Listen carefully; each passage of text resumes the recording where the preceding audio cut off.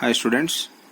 So in the previous session we have seen that some of the characters which we are going to develop in our life, so which are not present in the previous generation, that is called the acquired trait or acquired character. So many characters are there which we are going to develop by living in the proper kind of the environment. So all the human beings, all the living organisms, they have developed many kinds of the characters which are going to suitable for their living conditions in the appropriate environment. So in the yesterday's class or in the previous session we have seen that the character of the swimming in the human beings, that is the acquired character. So the singing is also the acquired character. So telling the mantras, that is also the acquired character. So cycling, that is also the acquired character. And one more, that is the riding the bicycle or the driving the car, that is also the acquired character. So which are not present maybe which are not present in the parents. So we have learnt that one by our needs or by our environment. So those are called the acquired characters. So today let us study the one more example. So regarding the acquired character is, so if we breed some mice or the mouse, mice, so they are already we know that, so the mice has the tail. So all the progeny of the mice have the tails. All the progeny of the mice have the tails. So just like their parents. So already we know that. So all the mice have their tail. So here if we cut the tails of these mice, so the first generation mice surgically, so if we are going to cut the tails of these mice, so it will be like this.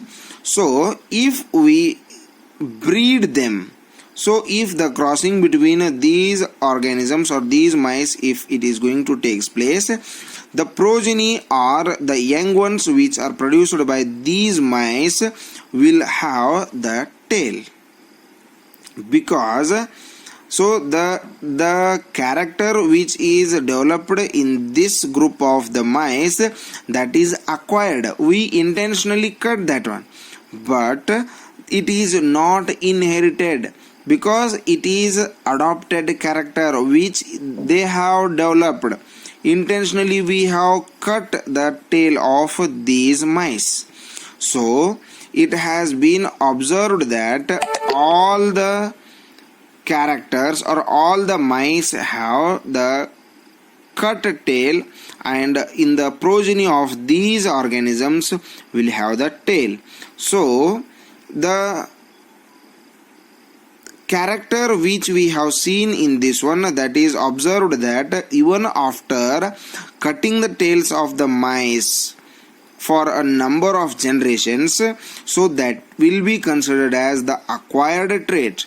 So that will be the tailless mouse will not going to born. So we can't see the tailless mice, because the cut tail of mice is an acquired trait, so which is never passed on to their progeny. So progeny means their young ones. So here we have cut that tail, so that is not the inherited character. If we cut the ear pin of this mice, so the next progeny will get the ear pin, because that is the acquired character. So this is because the cutting of tails of mice does not change the genes of their reproductive cells. So the gametes of the male and female mice, so which are having the different kinds of genes or the reproductive cells, so they are not going to change their proper or the original character.